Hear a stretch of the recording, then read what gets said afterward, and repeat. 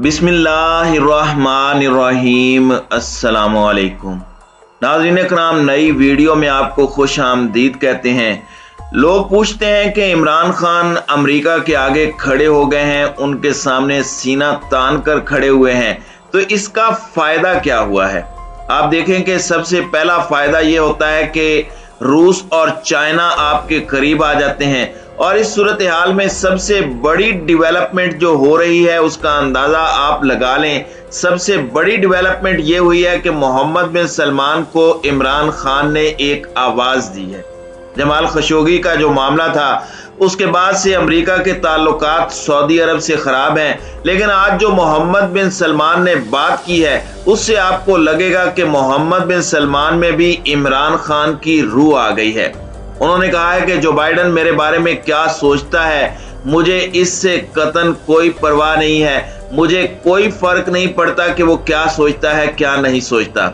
मैं सिर्फ इतना कहूंगा कि जो बाइडन अमरीकी मामलात पर नजर रखे, अपने मामलात को ठीक करे, लेकिन हमारे मामलात में ना बोले, क्योंकि हम उनके मामलात में नहीं बोलते। यानी हम उनको लेक्चर नहीं देते कि अमेरिका के मामलात में तुमने क्या करना है क्या नहीं करना, तो अमेरिका भी हमें लेक्चर देना बंद करे कि हमें क्या करना चाहिए।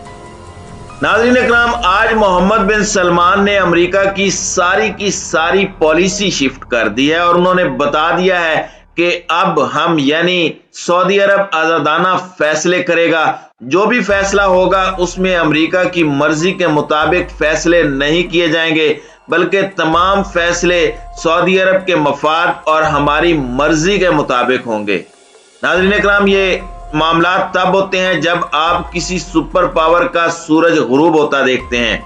अभी तकरीबन 3-4 दिन पहले इमरान खान ने सारी दुनिया के सामने यही बात की है कि जब अमेरिका के लिए लड़े, यानी अमेरिका के कहने पर रूस के खिलाफ लड़े तो जिहाद है, लेकिन जब अमेरिका के खिलाफ वही ताकतें आन खड़ी हों तो फिर दहशतगर्दी।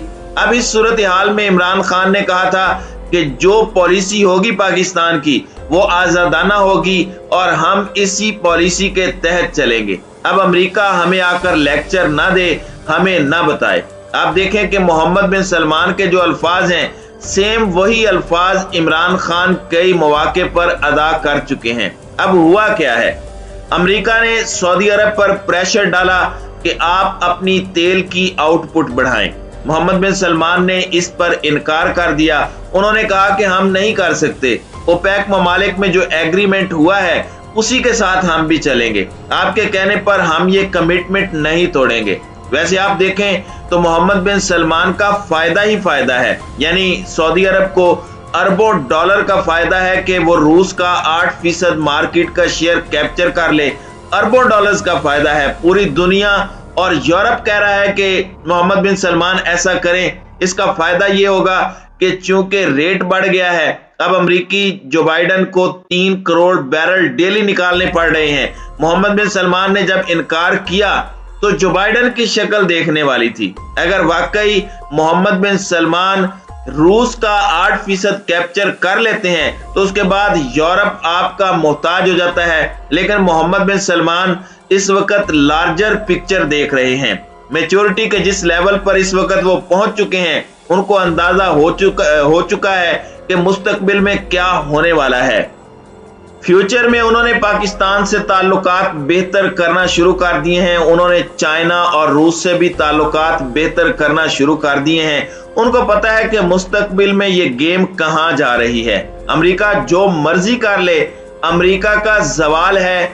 अब अमेरिका उठ नहीं सकता, उसने नीचे ही जाना है। आप यूक्रेन की जंग में देखें, इतना नुकसान तो अमेरिका का अफगानिस्तान में नहीं हुआ होगा जितना यूक्रेन की जंग में होने जा रहा है। आज सारे छोटे छोटे ममालिक अमेरिका को धमकी दे रहे हैं। यूक्रेन का प्रेसिडेंट व्लादिमीर ज़ेलेंस्की कहता है कि अमेरिका ने हमें धोखा दिया, हमें तुम लोगों ने आगे लगाकर मदद नहीं की, और वो बार बार यही कह रहा है। फिर दूसरी जानिब भारत की सूरत हाल देख लें।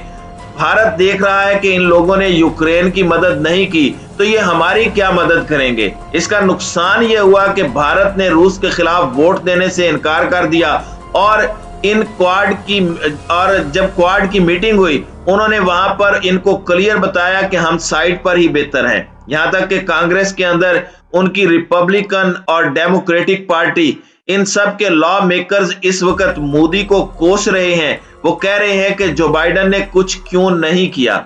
इस वक्त जो बाइडन इतना कमजोर हुआ है कि आज अगर इंतखाबात हो जाएं तो सर्वे के मुताबिक ट्रंप भारी अक्सरियत से जीत जाएंगे। लिहाजा इस सूरत हाल में मोहम्मद बिन सलमान ने बता दिया है कि तुम्हारी यानी अमेरिका की औकात क्या है, जो करना है करें लेकिन हमें लेक्चर ना झाड़ें। नाज़रीन इकराम, अब ये जान लें कि पॉलिसी शिफ्ट क्या है। सबसे पहले ये समझ लें कि मोहम्मद बिन सलमान ने दो तरह की चीजों का ऐलान किया है। एक तो उसने इसराइल के हवाले से कहा है कि वो हमारे इलाहे हैं, क्योंकि सऊदीया जो है वो यहूदियों को अपने कजन मानते हैं, तो वो कहते हैं कि ये हमारे इलाही हैं, लेकिन हमारे कुछ मामलात तय होना बाकी हैं। फलस्तीन का मामला लटका हुआ है। हमारा चैनल आपको तकरीबन 2 साल से ये बात बता रहा है कि बैकग्राउंड में जो मामला चल रहा है वो पाकिस्तान पर भी प्रेशर उसका आने वाला है।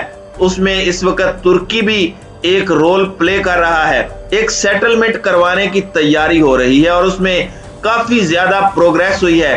और वो सेटलमेंट ये है कि फलस्तीन और इसराइल किसी एक नुक्ते पर आने वाले हैं और उसमें ये कहा जाएगा कि ठीक है, फिलहाल तुम लोग ये मान लो वगैरह वगैरह। और उसके नीचे 2 रियासती फार्मूला आ सकता है, जिसमें यह कहा जा सकता है कि फलस्तीन और इसराइल एग्री हो जाएंगे और उसके बाद सऊदी अरब इसराइल को तस्लीम करने जा रहा है। और आहिस्ता आहिस्ता फिर ये पाकिस्तान पर भी दबाव डालेंगे कि अगर फलस्तीन ने तस्लीम कर लिया है तो आप भी तस्लीम करें, मलेशिया भी तस्लीम करे, सब तस्लीम करें। मोहम्मद बिन सलमान ने तो वाज़ेह तौर पर ऐलान कर दिया है कि अगर ये तमाम मामलात सेटल हो जाएं तो हम इसराइल को तस्लीम करेंगे। अब इस सूरत हाल में 2 मेजर वाकयात हुए हैं। एक तो इन्होंने अमेरिका को कह दिया है कि आपका टाइम खत्म हो गया है, हम आपके साथ नहीं खड़े। यूएई ने भी कह दिया है कि हमने चीन से L-15 ले लिए हैं, हमें अमेरिकी चापलूसी की जरूरत नहीं है। तो अरब वर्ल्ड पूरा का पूरा रशियन ब्लॉक की जानिब शिफ्ट हो रहा है और इसमें पाकिस्तान ने बुनियादी रोल प्ले किया है। अब इमरान खान ने जो बाइडन को एक दफा भी नहीं कहा कि आप मुझे फोन करें। देखें, 2 तरीके होते हैं। एक, अमेरिकी सदर फोन नहीं करता तो आप उसके एम्बेसडर को बुलाते हैं और वहां पर लॉबिंग करते हैं। ट्रंप के दौर में यह लॉबिंग फर्म काम करती रही और अफगान वार में अमेरिकी प्रेस में बहुत सारी खबरें छपी कि पाकिस्तान ने इस जंग को खत्म करने में बुनियादी किरदार अदा किया है, उनकी एस्टेब्लिशमेंट ने किरदार अदा किया है और शुक्रिया भी अदा किया गया। अगर इस वक्त ट्रंप होता तो अमेरिकी फौज यहां से भी इज्जत से निकल जाती, अमेरिकी फौज इस तरह जलील होकर ना निकलती। अब मोहम्मद बिन सलमान ने जो स्टेप लिया है वो इमरान खान और पाकिस्तान के देखा देखी है। इस वक्त मोहम्मद बिन सलमान 36 साल के हैं, 5 साल से वो इस सिनेरियो में काम कर रहे हैं। अब उनके वालिद बहुत कम रियासती उमूर में दखल देते हैं, तो फ्यूचर के किंग वही हैं और इस वक्त भी वही सब कुछ मैनेज कर रहे हैं। यह अब अमेरिका का सवाल ही है कि मोहम्मद बिन सलमान ने तगड़े अंदाज में अमेरिका को खैराबाद कह दिया है, शटअप कॉल दे दी है। अब अमेरिका उनके खिलाफ जाने की कोशिश भी करेगा, लेकिन रूस और चीन की इतनी ताकत है कि अमेरिका सामने ठहर नहीं पाएगा।